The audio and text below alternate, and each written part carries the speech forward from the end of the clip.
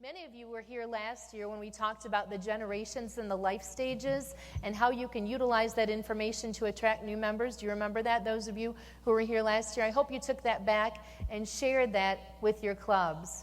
And you know, one person still stands out to me today, if you remember that presentation where I highlighted some successful people from different generations.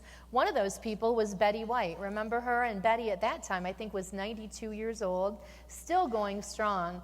And I thought about this. Imagine if somebody had told Betty White that she had already achieved her potential when she was 50. Would she have just stopped? But she knew that if she continued to embrace her potential, she could continue to do great things, right? She knew that she had a higher purpose and a higher calling. So who gets to decide your potential? Not just the potential of you, your club, your career, you personally. You're in charge of all that. It makes me think, too, about our great member, Joe Nichols. Joe was with us. I saw him stand and say that he's been to 44 conventions. Because potential doesn't depend on your age, your generation, or your life stage.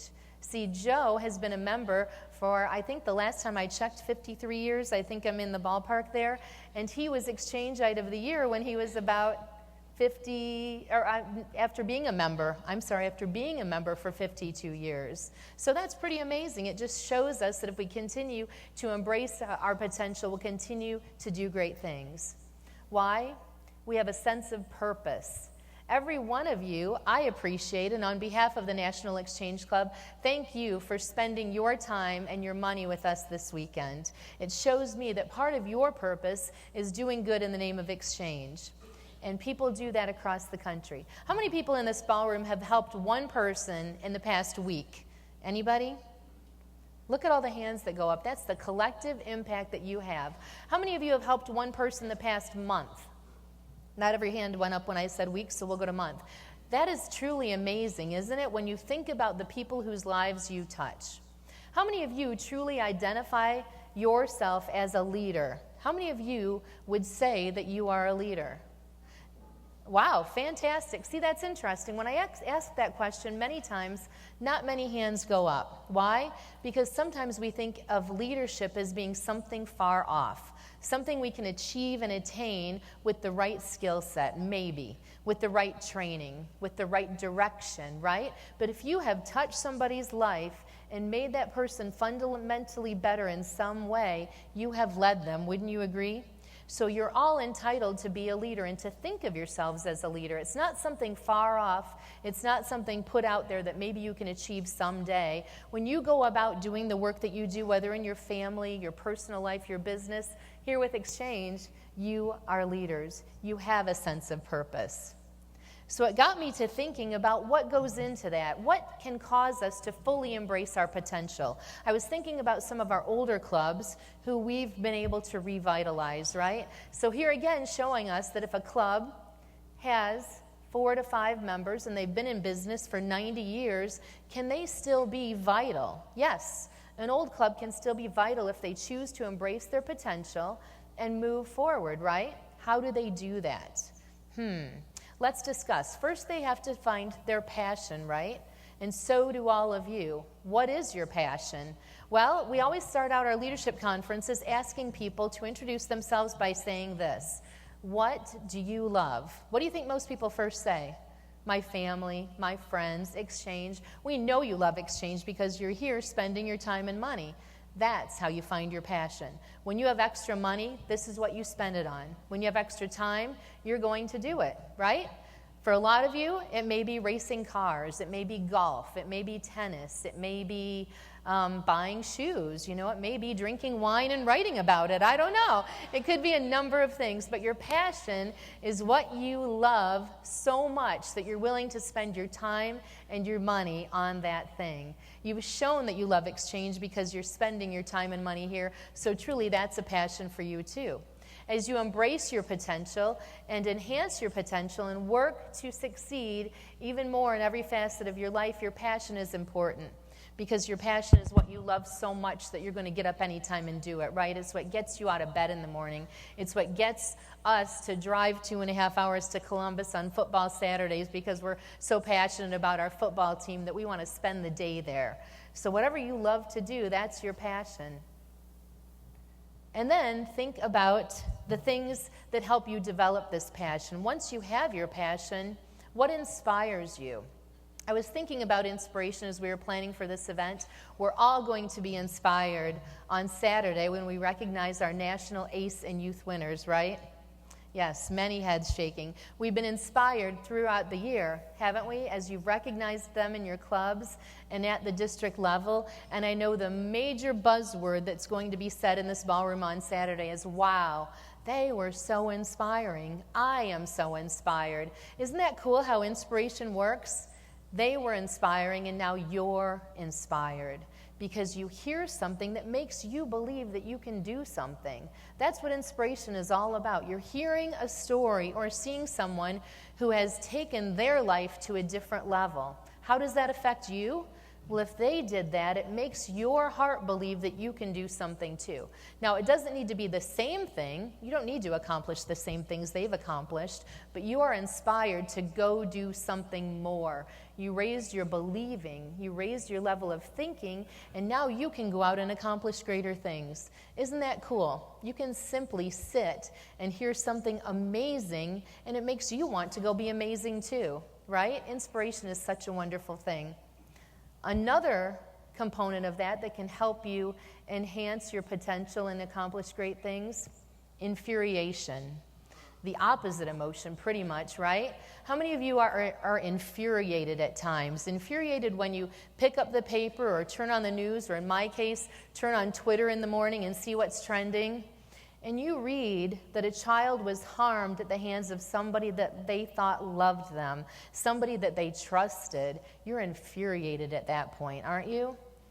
And you know that you want to do something. That's the difference between you in this room and somebody else out there. Why?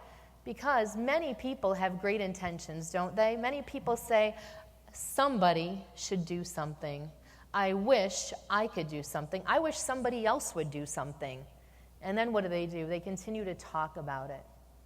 And they talk about it some more. But do they ever really do anything? You have found a place where you can actually do something. That's the difference. You've used that inspiration in combination with your infuriation and said, you know what? Somebody needs to do something, and that somebody will be me.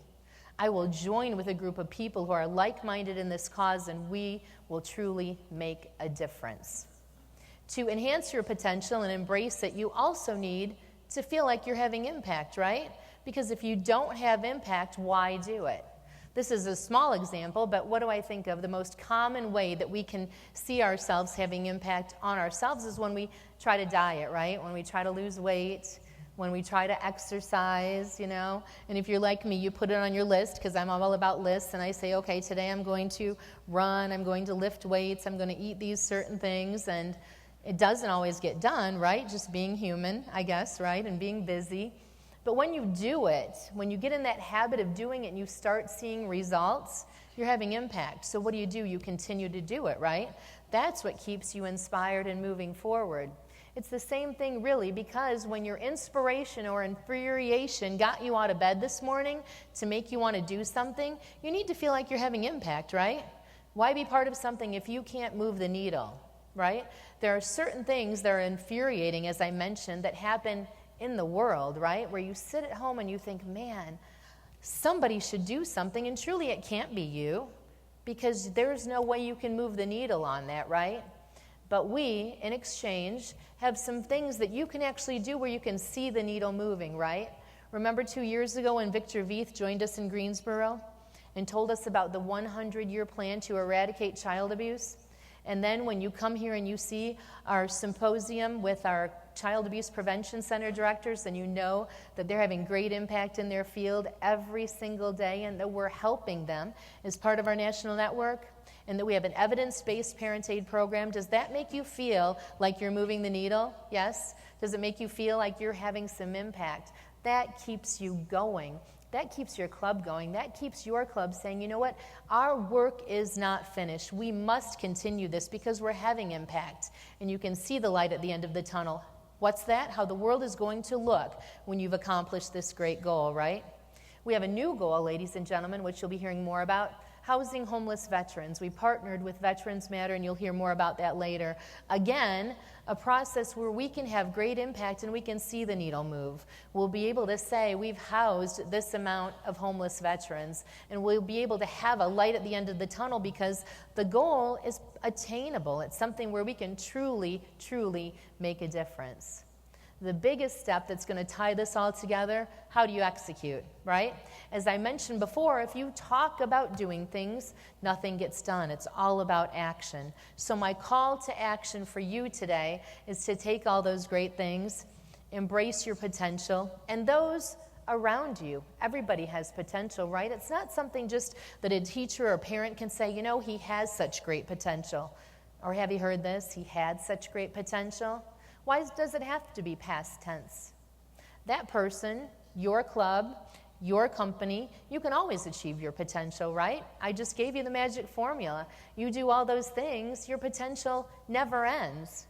You can continue to embrace it. You can continue to have great results. You can continue to make an impact as long as you tie it all together with execution, right? If you bring it about by doing something. Because truly, if you wake up every day and you think about what you're going to do, and you talk about what you're going to do, and there's no action, nothing happens. You can have the greatest strategy in the world, and if you don't act on that strategy, nothing happens. How many of your companies or your organizations have a strategic plan? And what do? You get it out and you look at it, and do you ever talk about it? And then does it ever go back in the binder? Yeah. And then 5 years later, you get out and say, gosh, you know what? We never did any of this. Execution is the key.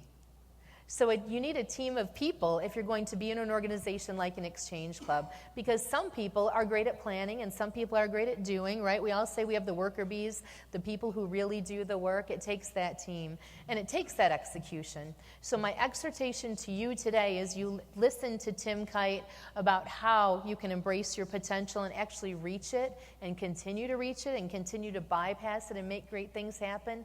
The key to it all, and I'm sure Tim will give you the formula for this, is execution. Act on those things. Here's why.